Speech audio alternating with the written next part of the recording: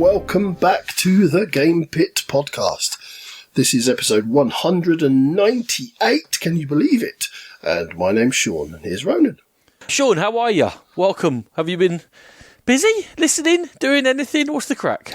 We got a new kitten in the house, so that's pretty much been the crack in our house for the last day Another or two. sensible name. Go on, run down the three names you've got now. We've got Panther, Bobble, and Jinx. To be fair, I only chose one. Probably the worst one, but I only chose one of those. You chose Bobble, I know. It's like someone from Balamory named your cats. What's the story with Balamory? Wouldn't you like to know? It's a dated reference. There you go. You remind me of the policeman. Anyway, we're here for a countdown, Sean. We're continuing our countdown to our episode 200, and we're doing the top games of all time. We've managed to make it to numbers 30 to 21. As we said before, these are all great games. They've all been great games, and the further we get towards the top, the more subjective they're likely to be, because these are going to be games that we personally have had amazing times with, and have got good memories, and good memories with our friends and family. For sure. We're in the right end of the meat now, Ronan. Don't know if that made any sense, but I'm saying it anyway. It didn't, and it horrified me. Okay. Speaking of good memories, there's a memory I shall retain from one of the earlier LobsterCons, Sean, of playing a particular game of Area Majority, in which I enraged one of my fellow contestants, mentioned a couple of times last episode, Martin Griffiths, to the point where he had to go for a walk on the beach with his wife to take a little time out. And it was the glorious game of 19th century politics in New York, and it's Tammany Hall. Tammany Hall is absolutely fantastic. It's mean, it's rough, it's about not cheating within the rules of the game, but playing dirty within politics and setting things up and housing certain populations within certain bits of the city, certain wards, as they used to do, and then getting that population on board to support your push towards becoming, well, the new boss Tweedy, the mayor of New York. It is about 90 minutes long. It's never had very good components, but it's always had absolutely amazing interactive gameplay. Everything you do affects everyone else. You got to be on your ball, and you've got to have thick skin to enjoy Tammany Hall, mate. Number 30. I have played Tammany Hall once. I like the different player powers that you get to play the round in. It's a really clever game, but it's one of those games where you are the centre of all evil, so everyone else playing it. Ronan, me or every player? Everyone focuses on Ronan, and I came in as a little bit of a noob. It was quite a few years ago, and I won the game because they were so fixated on what Ronan was doing with his Irish. Like, watch the Irish! Don't let the Irish get this! Don't let them do that! And I was like, nobody's paying any attention to me. This is brilliant. I like it. As a reputation hard earned over a couple of dozen plays. You're not any particular nation, by the way.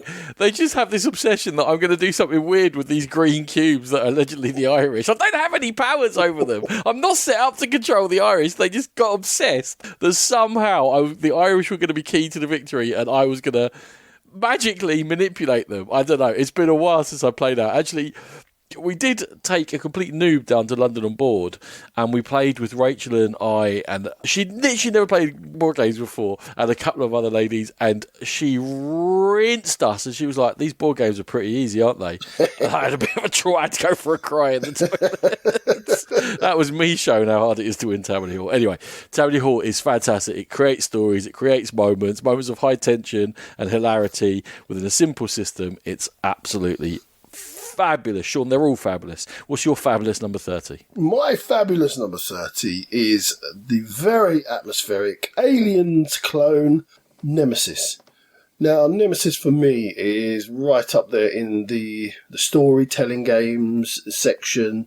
And what this brings that a lot of games don't bring is that sense of dread, because you are crawling around these tunnels on this spaceship, and you're walking around, and at any point the aliens can, as they do in the films, jump out and attack you. You've also got your own agenda, so you're not quite sure what everybody else's agenda is, whether it matches up with yours, whether it's completely anti yours. And yes, it is one of those really fragile games that we talk about as well. But when it works really well.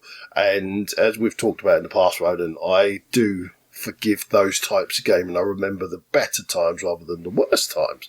So Nemesis for me is a wonderful experience, and it's my number 30 game of all time. You asked me just before we started recording, because we're both going to LobsterCon down on the south coast at the end of April. You asked me if there are any games I want you to bring. Bring Nemesis for me. Okay. Do you want the old one or the new one? We'll do the old one. It's fine. I only played it a couple of times. We talked about it. We reviewed it. I remember it being like number 27. You saying there's no way it should be that high up. It should be 30, should it? It should be 30. That's exactly where it should be. Okay, that's fine. Massively overrated. It's now number 19. It says it's 5 years old on BGG. Do you reckon that was when it was kickstarted, or is it actually 5 years old? Is that true? It must be 5. Yeah, it must be 5, because they've had the second Kickstarter with the second version, and that's coming, and that must be a couple of years old now. So yeah, it must be. I'm so old. I would have this as a new game, honestly. I'm just losing the plot. Yeah, it's a game of potential for me that in my couple of plays didn't come through. Things went a bit wonky. But I'm holding out hope, Sean. Persuade me. I shall do my very best, sir. What's your number 29? Another story-creating game, which is probably most often played solo, in which you're exploring areas around you, laying out cards. Longer you play, the more cards there'll be in play, and you're in a weird Cthulhu Lovecraft-esque adventure on the undiscovered seventh continent. Yeah. This is definitely a Marmite game, and it does only work in certain circumstances. I don't think it works great with more than 2 or 3 players. Probably works best solo. I always say I don't play that many solo games, but Seventh Continent, about every 10 months, I'm going to guess, I get this hankering, and then I spend a few hours just playing Seventh Continent and exploring and really enjoying myself because of the logic within the world in which you're in which you start doing things. You don't always see that what you're doing is a good decision or a bad decision, but when it rolls out, usually, apart from there is sort of a dead end thing in the original quest, but usually it's pretty obvious that I've just followed a leopard for 3 days through a jungle, and then when I found it, it beat me up because I'm a person and it's a leopard. What was I thinking it was going to do? And you do kind of have to think your way through things. There are surprises, there's creepiness. The more expansions that you add to it, the more unpredictable things can be, and you can get these wacky plants that go around the place, or you end up flying around the place. There's lots that can go on in Seventh Continent. I'm still waiting on Seventh Citadel. It's taking forever. It reassures me that I think that they're really working over to make sure it's going to work very well, and they've learned some of the lessons from Seventh Continent. It's my 29th best ever. It is going to be a Marmite game, but I love it. I really like it, but I haven't quite fallen in love with it yet. And there's a couple of things that I definitely know are the reasons behind that are when you die, just having to replod the same steps again because you know vaguely what way to go and you know where you made the mistake. So okay, I'll go left instead of right. I know it's a simplification of it, but also the much lauded save system. I didn't really work for me because you just when you put the cards back out again, you're just starting from the card you were on almost, and you kind of don't have the memory of the history from where you came from, and that kind of felt a bit weird to me. But I really do like it. I'm sounding like I really don't like it. I like it a lot. I just haven't got it to the table. Yeah, I don't retread my steps. Let's not have any of that nonsense. Let's take the worst bits out of it. Just play it as you enjoy it. Let's not do any of that crap. Okay, my number 29 is an old favourite, and it's something that has fallen a little bit over the years because I just don't seem to get it to the table that much anymore, and it's Keyflower. It's the game in which you are building up your workers, but they're not your workers, because when you put them down, somebody else can hoover them up, and different colour workers are going to lead to getting different actions or getting different tiles, depending on, it's almost like a bidding system in the middle, very clever. You're building your own tableau, something I always really enjoy, and I have long been a fan and a lauder of Keyflower, and I won't talk about it much more because we've talked about it so much in the past. How do you laud it? How does one become a lauder? You stand in the middle of the room and say, Keyflower's very good. I'm going to make you do that. I had a mental block on Keyflower, and when it first came out and I was playing it, I just couldn't work it out. Funnily enough, some of the later installations within the series, like Keyflower stuff that worked on the ideas within Keyflower that were less complicated, have allowed me to now think that I'd appreciate Keyflower a lot more. And it's something that I would love to start playing again. I already rate it highly. It's not in my top games, but I think it might be because I had some mental block and I think I might have got over it, Sean. So another one that I need to get back to the table. Cool. Let's go in the bag for Lobstercon then. We're never going to play them all. No, we're not. You and I, just the two of us, 6 hours, having a couple of beers and playing only a 2-player game. What game do you think I'd choose? I'm hoping that my mind to your mind, you'll get my number 28. It is only a 2-player game. No more people can play it. Well, it can be played by more. We've played it with more. Nah, my mind's gone blank. I'm going to kick myself when you tell me, but go on then. A little bit of Mythic. Ah, of course. You suck. I do suck. My son was actually talking to me about this today because his topic at school is Greek mythology. He was like, what's that game we have that's really fun? And I'll tell him about Mythic Battles. He said, we need to play that again, Dad. It's such a good game. It really is. We need to play it again, Sean. You play it with James first. He's in trouble. Mythic Battles Pantheon is a huge Kickstarter of a game, and I think people look at it and think that it might be nonsense, but it's absolutely an incredibly fun system that somehow works with all the variety within it. And you're having different gods, different monsters, different heroes, different sort of throwaway troops that will kill, die and come back again. You're fighting in order to capture these very rare resources across the board or to eliminate each other. It's a card-driven system. It's actually very simple to play. To play well takes a bit more of a challenge, not something I've ever got to. We both own tons of content for it. We're waiting for Mythic Battles Ragnarok. It is an incredible game.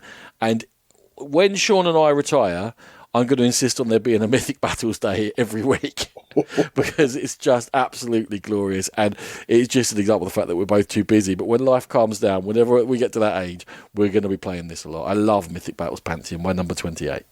It is an absolutely fantastic game, but I am genuinely shocked that it's not a top 10 for you.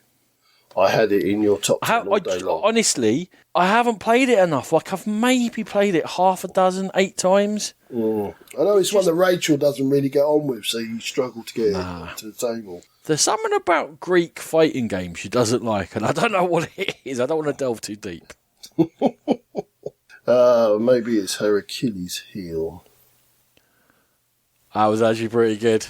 I quite like that. Okay, carry on. Right, my number 28 is another one that's kind of fallen from the top 20 because of lack of plays. It's Star Trek Fleet Captains. And I was listening to yourself and Adam, the beautiful Adam, talking about Star Trek Ascendancy, and some of the things you were saying, the factions all make sense and things like that. That's what I feel about Star Trek Fleet Captains. The factions all do what they're supposed to do, and they're quite interesting for it. Big, massive stack of cards, all doing different things. The Federation are all being nice and exploring and getting on with everyone, and the Klingons are just smashing the crap out of everyone. Fleet Captains, as I said, you've got all the familiar characters coming in, you've got all the familiar actions, you've got all the familiarity. I'll get there. No, I won't even bother. People know what the word's supposed to be, so just imagine it in your own head. Sure. Of Star Trek. So this, for me, is Star Trek in a box, and it's the closest game to that feeling of Star Trek for me. So it was in my head, obviously, when I was going through Ascendancy, and I knew you'd have some comments to make about the two of them.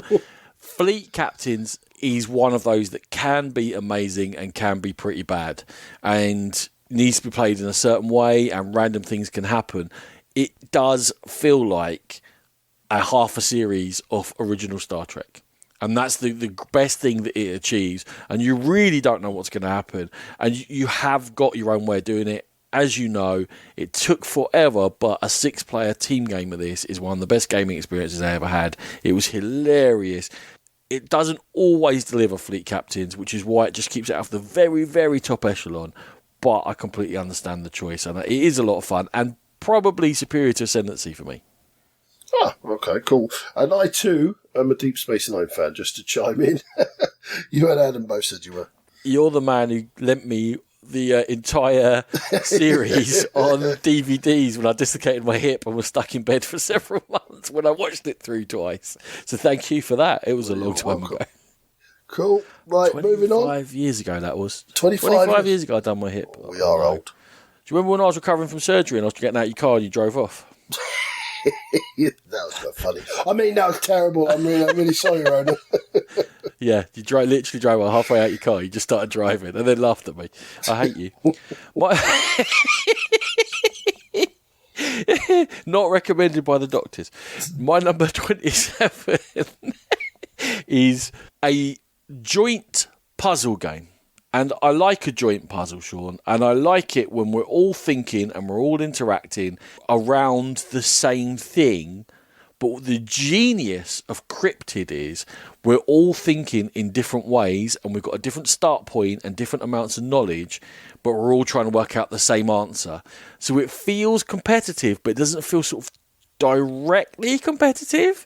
You're not doing anything to knock anyone else down. You're just racing in order to get there ahead of them. And every clue that someone else gets, hopefully, is helping you out somehow and getting you closer to what the location of the actual cryptid is. It's absolute genius. You can play 3, 4, or 5 players. Everyone gets a booklet and they get one clue. And when you add all the clues together around the table, only one hex on the modular board, it can actually match all the rules that the clues give out. And they're very simple.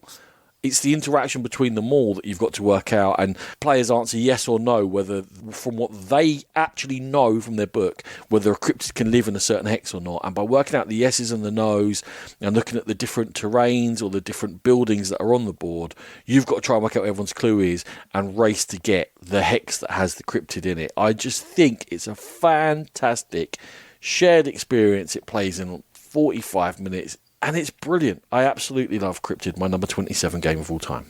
I've still never played it. I have heard, I've heard wonderful things from you and a lot of other people. I've just never got around to playing it. Wasn't there a little bit of an issue with the colours? They were a little bit close together, so people who are colourblind will have trouble deciphering colours. No? Am I imagining that? Sean can see me frowning. This is the advantage of using this medium. I don't think so, but I could be wrong. Okay, and you were a massive fan of the follow-up as well, weren't you? No, it was absolutely terrible. I don't know why it was called Cryptid, and let's move on before I become enraged. Right, okay. What's number 27? My number 27 is Viticulture. Viticulture was a slow burn for me. The first couple of times I played it, I couldn't see the fuss, but slowly I got to see the fuss. The choices that you've got to make, you've got the early and the late choices slightly different, lots of different cards to bring into your tableau, and lots of different paths to go to making your wine. Yes, you only make a certain type of wine. It's difficult to explain. It's one of those, yes, there is a lot of thought you have to go through, but it never seems harried, or you never seem sort of in trouble making those decisions. So it almost feels like a lighter Euro, but you still have a lot of decision making within there. So Viticulture, a nice relaxing glass of white. I can understand why you'd find it hard to explain why Viticulture is the 27th best game ever. Shut up. Yeah, you never feel harried. You're right. You don't feel harried. You don't feel like anything's very difficult or anything's very tough or indeed there's anything much. I mean, yeah, great. Viticulture, I never got it. And it comes up again and again in people's top games, and I listen to it and I hear it and I believe these people. I believe they believe themselves. I don't think they're bad people. I don't think you're a bad person. I don't think it's a bad game. I quite enjoy Viticulture. I'll happily play it. Is it any more memorable than 2,000 other games? Not for me. I just never saw what's unique about Viticulture that makes it so well loved. It's a well put together, works well Euro, which I'll enjoy. Yeah, I think that's the exact reason that I do enjoy it, and it's really high for me. There are lots of Euros that work really well, and you go, yeah, it's a good Euro, it's fine, but it hasn't got anything like, why am I going to remember that? What about Viticulture is the thing that go, this one is that bit better than the other one? I think I have more fun playing it because there's enough brain tickle going on that I think I'm making clever choices and I'm going down my own path but I'm also able to relax a bit, to not stress about my next move and chat around the table. It's just a nice experience playing Viticulture. Whereas other Euros, I'm going to talk about one in my top 20 that absolutely, if I had any here, I would be tearing it out because it's so fraught and tense. So it's just the opposite experience. No, that's the one. That's the one that should be there. Yeah, fair enough. Moving on, what's your 26? Nice, relaxing, easy to win co-op where we're all chilling out and no one's too stressed. Stranded on the island with Robinson Crusoe. Oh my God. yeah. It's almost like you led me to water and now I've got a drink shot. Let's talk about being stressed, being hopeless, having to mitigate every decision, stressing about whether to put one disc to build this hut or put two in. If I put one, then I've got a risk of hitting myself in the toe with a hammer and I'll be lame for the rest of the game. If I put two in, but what about the food that we had to get as well? The weather hates us, starvation hates us, our own incompetence hates us. All we have to do is stay alive and build a fire. That's it.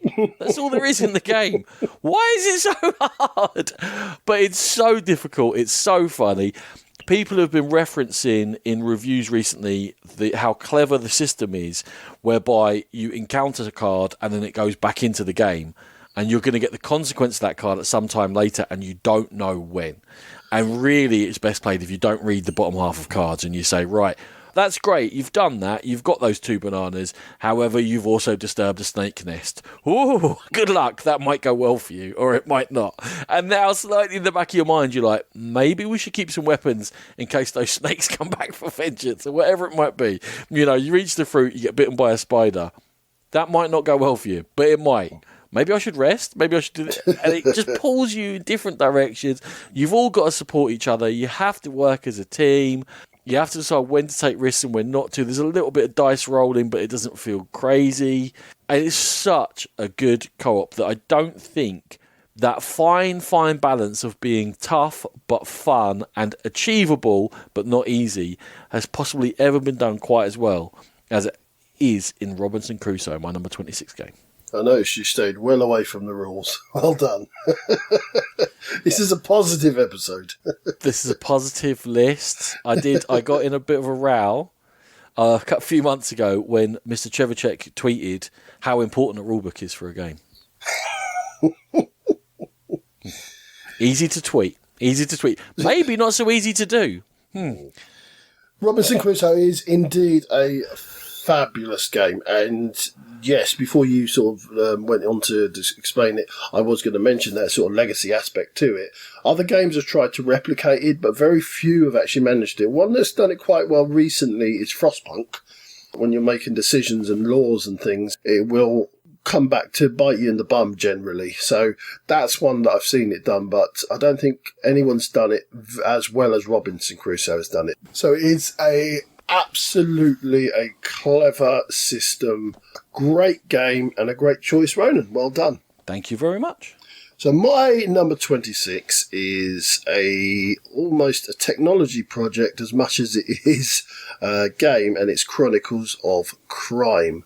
You are solving a crime, but the magic, if you like, is that you are interacting with people via an app on your phone or your device, and that as well has a legacy effect. So you might speak to somebody early in the case, and then things change in the case, and you go back and speak to them, and they've got a different story. Maybe they've been found out to be lying. You get to look around the crime scene and pick things up from it. I know Ronan's a big fan of this too. I'm generally talking about the whole series. I think the original's still my favourite, although everything so far has been top quality. And I'm a big fan of Chronicles of Crime. Yeah, I just checked. It was my number 59.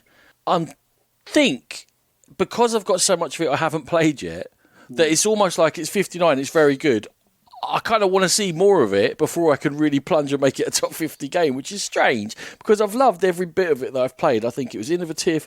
I agree with you completely. It does what it does so well, you can almost take it for granted, because a lot of games have promised this sort of thing of app interaction, of being in a real world, of people actually doing things. And This is so seamless and smooth in the way it delivers. We almost take Chronicles of Crime for granted, and yet I haven't seen it done as well anywhere else. Super excited for Dark Quarters coming out, in which there's a blend between themselves and other games makers. It's the Detective City of Angels people and them have come together to make it, and I love both those games. I've had loads of fun with both of them, so I'm so excited for that. You wouldn't believe it. Very strong choice, Sean, and in 5 years' time, whatever we decide to do this again, I think Chronicles of Crime may even climb, because there are so much good about it that I can't see it going anywhere anytime soon. Lovely. You're number 25 of all time, Ronan. Okay. I'm 6-year-old Caitlin, Sean, and you've come over for a visit. What am I going to make you play? You're going to make me play Dixit. Yes, I am. Number 25 game of all time. Dixit was a revelation. It was something truly original in combining the visual artwork, the unusual stuff, the interpretation of art into a game, an idea that was built upon with the likes of Detective Club and Mysterium and many other games since. It did something completely new. Sometimes when something comes along that does something completely new and then it's built upon, that can be great, but the cleanliness of the original and the impact of the original and the fun you have with the original can stick with you. We'll always go back and talk about Dominion for that sort of thing. I think people almost seem to be rediscovering Dominion now after going around the houses on many, many styles of deck building.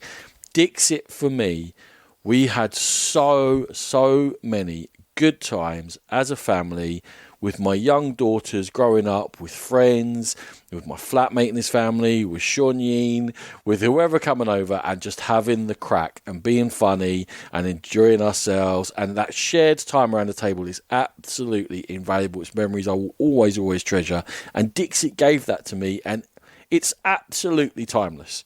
You could get this out with kids now. You get out in 10 years, 20 years, 50 years. Here's a piece of art, have a think about it, what does it mean, will last forever. So I truly think Dixit is an evergreen, amazing title, and it's my number 25. Yeah, Dixit is a fantastic game. When I did used to come around and play with you guys, I enjoyed it as a game, and it was lovely seeing your kids, the way their imaginations would flourish, playing it and looking at the cards and the stories. And then it was almost had a new spring of life when I got kids later. And I could see James's imagination flourish. And it's such a good, almost like a tool for getting them to think creatively about things. It's a wonderful product. It's not just a game. I think it's just a wonderful product. And yeah, Dixit will be ever permanent in our collections, both of us, I'd imagine. I think it's a real sort of stepping stone towards developing kids' ability to look at a medium and consider it in different ways and not just take it as skin deep. And when you start doing that with pictures, it can then go on to other things they do, like stories, like TV, like films, like whatever they're taking in. It encourages that of, yeah, it's obviously this. What else might it mean?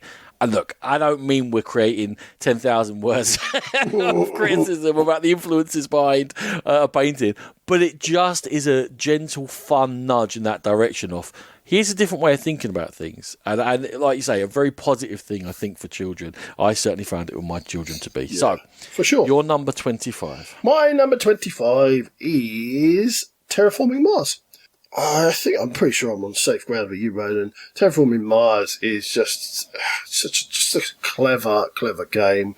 As we've seen from other people playing it, you can come in fresh and play it and get a load of enjoyment, but as it goes on, there's such a variety in the cards and such a lot of cards that we've seen people who've been playing it hundreds of times still getting that enjoyment because they are now reading the cards and almost sort of reading the table around them.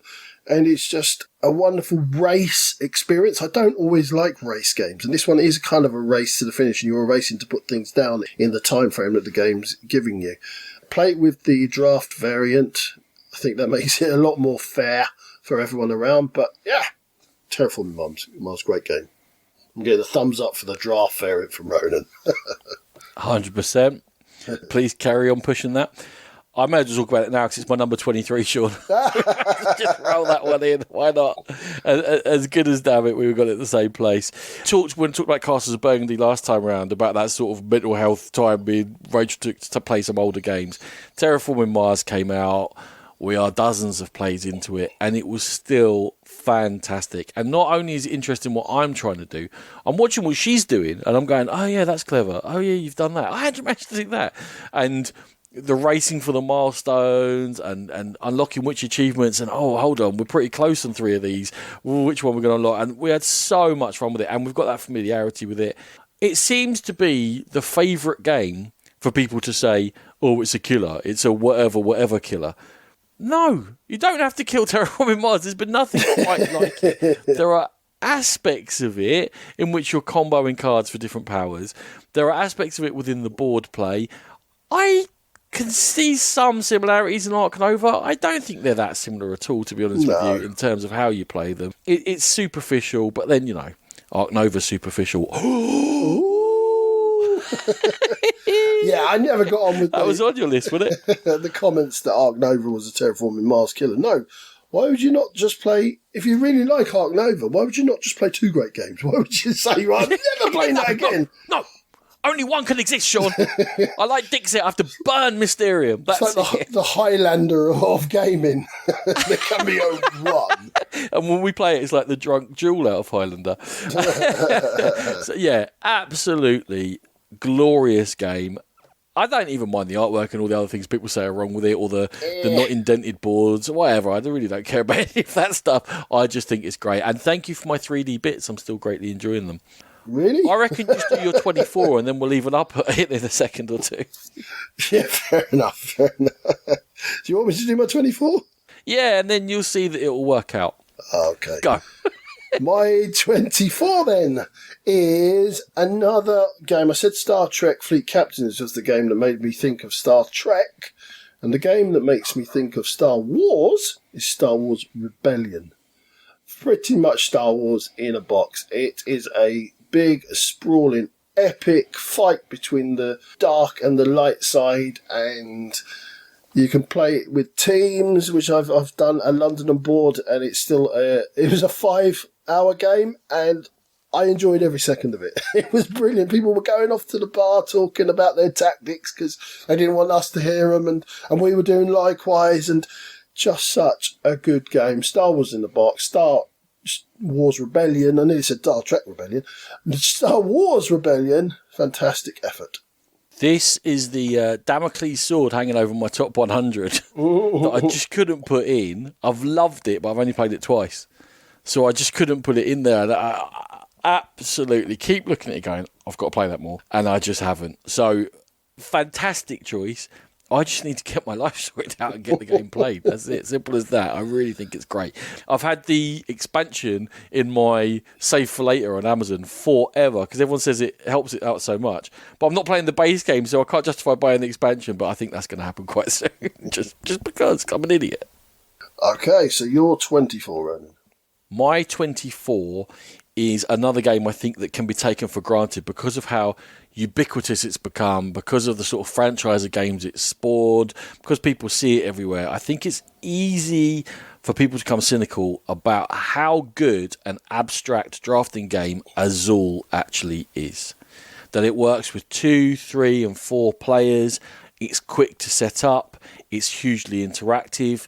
You can play it gently. You can play it incredibly meanly. Paul Arnail's been mentioned a few times on the podcast recently. Him off the library public service announcement. They were playing it adjacent to us a few days ago, and he took, I think, something like 9 tiles on his last take, and he couldn't place any of them. They were all went in his junk. And it was set up by the other players, and obviously they were playing a game of chicken, and he was the one that got it. And everyone was laughing, and you could see it coming. It's up to you whether you mitigate that risk or not. I go, do you know what? I can't take that 9. I need to take 3 now and sort of spread this out a bit, or just go for it. And there is other ways of playing it in which you're just chilled and you're not being mean to each other and you're not counting all the tiles, you're just letting it roll around. But it works both ways. Another absolute evergreen. I think actually the sequels have been quite interesting, but none of them as fantastically pure as Azul is, and as flexible and as smooth, and just a great half an hour of game. Azul, my number 24. Yes, I'm a fan of Azul, Ronan. It is one of the two games I think of. When you kind of think about these abstract puzzle games, I always think of Azul and Sagrada. Yes, I slightly favour Sagrada, but Azul is something I will never turn down a game of.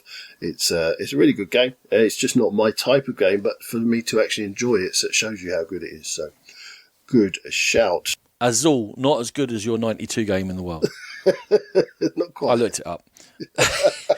You know my 23, it's Terraforming Mars. What's yours? I know. So my 23 is a game from Mr. Lacerda. It's not my favourite Lacerda game. Oh, but so it's going to be Lisboa. It is Lisboa, correct. Lisboa is the game where he famously said, but there's only 3 choices. How can it be so hard? Yes, because there's like 97 choices off those 3 choices. Mr. Lacerda. I like the simple choices to begin with. That sort of cascade into more difficult choices, and you're building up and you're re-beautifying the city of Lisboa after flood and fire damage. And yeah, it's Lacerda. I kind of grok his games. I'm not. Don't get me wrong. I'm not. When I say grok, I mean I'm brilliant at them, but I kind of understand them and I enjoy the way he sets up his games. So yeah, Lisboa is a favourite in this household, and probably a favourite with Nat as well. I know you kind of fluttered with it for a while, didn't you? Fluttered? All right, yeah, I'll take that. You Bit dabbled. of flutter. I did. Like a lot of his games, it was a struggle to get your head around. I actually found it, once I got my head around it, not that bad to teach, actually. It was hard to learn, not so bad to teach, because it's 3 choices. And as long as you make clear what the outcomes are and how they interact with each other. So when you're teaching one choice, you say, which will do this, and then you teach the next one. It was okay. And I enjoyed the process of playing. I felt that the grid, is it like the cardinal grid or religious grid or something, I thought was a bit superfluous. Yeah, didn't need to be in there. Like, that was just noise for noise sake. My big problem was the scoring. There are cards that you can just start drawing that will score you more for the fact that you've drawn a card than for some of the effort you've put in over an hour within the game. And that wonk of scoring meant that while I enjoyed the process, I wasn't loving the outcome, meaning it became a good game for me, but as an overall package, not a top game for me. But I can see why you would enjoy it. It's probably about 2 or 3 years now since I took on a Lacerda. I feel ready, Sean, to take on the next one. One that, who knows if it's higher rated than Lisboa or not, on Mars, that we're going to hear from you probably next episode. I'm just going to... Is it top 10? I'm going to say yes. But who knows? Maybe not. Cool. Right. Moving on to the penultimate game of the episode, Ronan, for you. If you say to me, Ronan, do you like a word game? I'll say, no, I don't like a word game, Sean. I don't love an awful amount of them. I played Wordle for a couple of months. It was good fun. Don't get me wrong. Crosswordle and Octurdle and all the rest of it. In terms of board games, paperback, I don't have a lot of fun messing around with letters. Codenames is the game that breaks the rule for me. A fantastic shared time around a table, which again, much kind of like Azul, can be played at that level of fun, party-ish game where we're doing clues that are 2s or 3s or even 1s, and we're having the crack and we're just trying to have a good time. Or can be played at that intense level where, like I always do, every clue I give is a 5, and I don't care how obtuse the links are, as long as I don't link to other words that are there. Hopefully you can make the link with me, and I don't care if you get it wrong or not, because it's all just good fun and a good time, and it can be like really intense. Now the problem is, I understand it, that people hate being the clue giver, and the game can slow down when the clue givers are left with a real difficult choice of words. I actually quite enjoy that aspect of it from both sides, where I'm looking and thinking, well, what words here can be difficult for them to put together? What clues have they done before? What clues has the other person done? So what words have they missed out on their clues? So I'm constantly thinking all the time. I don't feel that downtime as much as others, but I can understand why that might be when it's marketed or people talk about it as a party game. It might be a bit too intense as a party game. For me, as has come up a couple of times already, I don't mind a bit of intensity in my gaming time. I don't mind things being a bit hard and a bit of a squeeze and a bit of I quite enjoy that. As long as we can laugh about it and we're not getting stressed and we're not shouting at each other and being like, as long as everyone go, well, you tried a 5, we got the assassin, never mind, we'll do another 5 next time. It's all good. Always shoot for the moon. So, to me, Codenames, I think, is a fabulous, fantastic time. I make poor Rachel play different versions of it more than she wants to because I just can't get enough of it. So, Codenames, my 22. Codenames, for me, felt like it was... Pictionary. It felt a bit gimmicky, and for a good chunk of time, I really enjoyed the gimmick. But ever since I played So Clover, and then we talked about, how can that game kill another game? But it did. So Clover killed... Oh, hypocrite. Hypocrisy. Oh, absolutely. It did. I would always choose So Clover above Codenames now. So it has kind of killed it for me. But it's still a good game, but So Clover's much better, in my opinion. I think there are moods for me. So there's times where... let's play So Clover, we can chill out. And not that it's a completely chill game, you're having to think, but then there are times where I'm a bit more high energy. I'm a bit like, let's get Codenames. Let's start sweating blood and really like trying to put together Cotton Wool and Panther and Mountain. Come on, let's do this. Yeah, I get what you're saying. I understand it. And again, this always comes up between us, the duality of how much intensity you want in your games. Well, you're a nutter. You like Lacerda games, but Codenames is too intense. You're just a nutter. Okay. My number 22 is a game that if I had played it more, and if I was playing it more, I think it's in contention for my number 1, Ronan. I have not explored the game enough. So what I have seen, I've really, really enjoyed, and I've played it maybe 4 times ever, and not for a long time. So that's how good it is to be my number 22. It's Gloomhaven.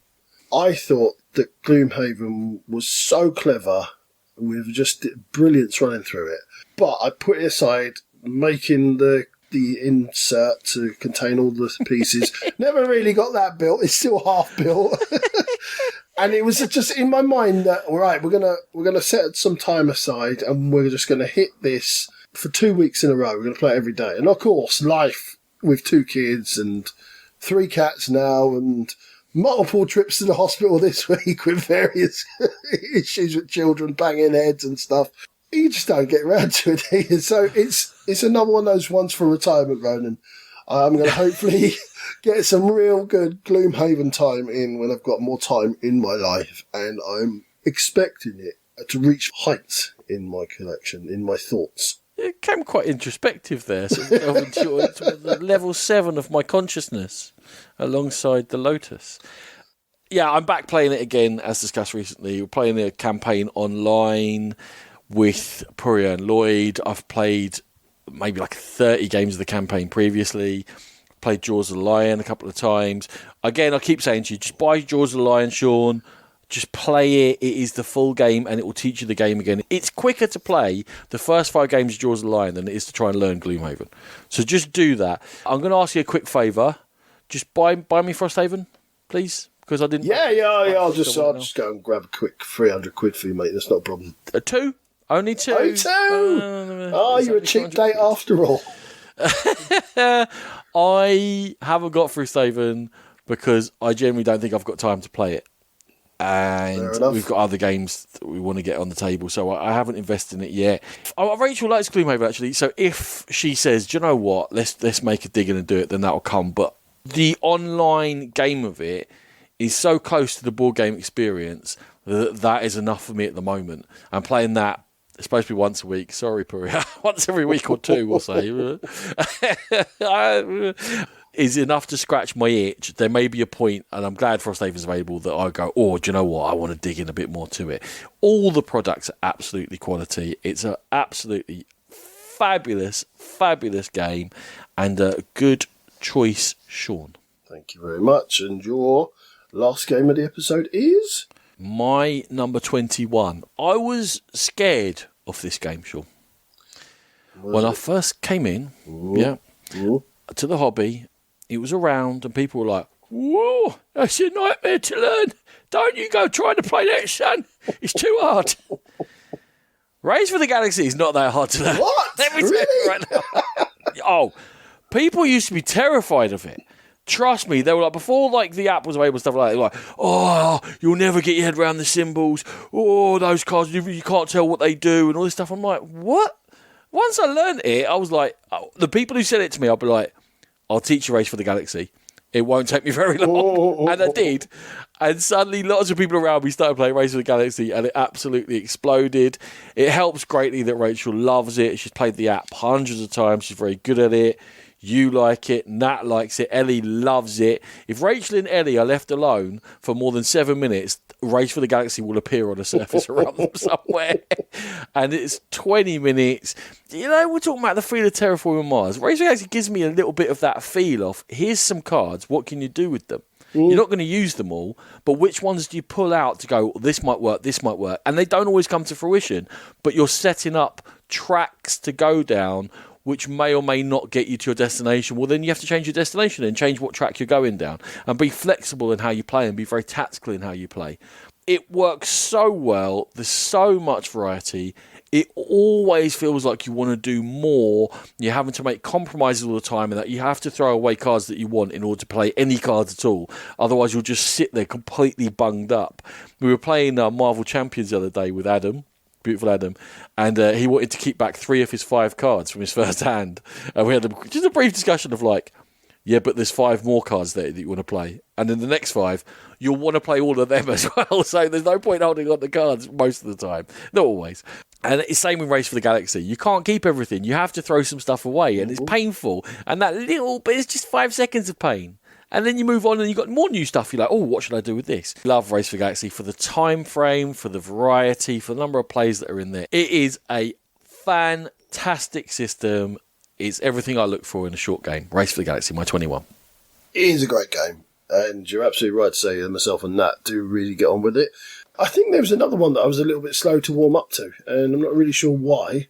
But definitely now, Nat will play that almost at any time, given the chance, and I'm always happy to do so. So, great choice, Ronan. Just missed. I thought that might be a contender for your top 20, but it was close enough. It was a contender. So my number 21. I think it's my third Feld so far. Ooh. Is there more? And I know this is one of your least favourite Felds. It's Trajan. Trajan is so much fun to play because of that central mechanism where you've got the Rondel and you've got the Mancala doing it. So clever, and you do have to plan out move after move, and you can't just do it right. I really want to do this no, you've got to think, where's that going to leave me for next turn? I think that's just such a clever mechanism within the game. Yeah, there's lots of other things to do, and sometimes it feels like you're just doing something to push a pawn or along a map or whatever. And that's effectively what you are doing, but it does provide lots of different routes to victory by doing that. And I'll come back to it again. All driven by that central mechanism is what I love about the game. And Trajan, it took me a long time to play it because it looks quite boring and bland and beige. But once I did, I fell in love with it. And it's my 21 game of all time now. It's your 4th. Is it my 4th? So I know we got What an Aquasphere. I know I had Castle. Yeah, that was your highest rated apart from this. Castle Burgundy. Castle Burgundy, yeah, it's the next one up. Yeah. And then your first one you put in here? The first one, I can't remember now. Go on. Luna. Ah, of course, yeah. Another great game. I am a bit of a Feld fan. I think he's probably the most present designer in my top 100. I'd have to check that, though. I would say so. Trajan, I haven't played it in a long time. What I remember from having played it was a bit too bitty. The mini games within there, the 6 mini games, felt a little bit too abstracted and different to each other, that I didn't feel like a cohesive whole was going on, and that's what prevented it from being a top game for me. Again, another one that comes up very often in top game lists. Could well be in an Egypt, but that's what stops me from absolutely loving Trajan, is that it's slightly disjointed. I think that is fair comment. Kind of are playing a kind of a separate game almost to everyone else, and there's not that interaction unless 2 or 3 people go for the same area, which would be quite foolish, really, because there's so many ways to go to get there. So quite often I'll be doing something over here, you'll be doing something over there, and that'll be completely on our own doing something. So we're not really chasing after the same targets because there is so much to do. I see the argument, but I still really adore it. So my number 21, Trajan. And there we have it. We are coming into top 20 territory now. Getting exciting. Very exciting, Sean. The world's breath is bated, let me tell you. Yes, thank you. Thank you, Sean. Thank you, everyone, for joining us.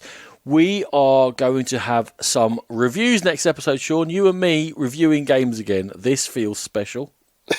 It's been a long time coming. You had to drag me halfway down the country to do it. And then, hopefully for 200, we're going to run down our 20 to number ones. So thank you for joining us all the way down on this, and we're nearly there. Everyone, Sean, see us out. Firstly, thank you, Ronan. And as always, we are proud members of the Dice Tower Network. Go there and to the Dice Tower itself for gaming goodness galore. If you wish to catch us on social media, we have a Facebook page, we are on Instagram, and we're also on Twitter. If you wish to contact us, and please do, we really do enjoy hearing from you. Give us a shout on our Apart from email about address. Zombicide. Apart from what? Apart from about Zombicide. Yeah, shut up, sheepy. And if you wish to email us, apart from sheepy, it is thegamepitpodcast at gmail.com, and we're also available, not always, but generally available on our Board Game Geek Guild, so pop along there and we will endeavour to answer you there as well. Thank you so much for listening to The Game Pit, and we'll catch you next time. Music by E. Aaron.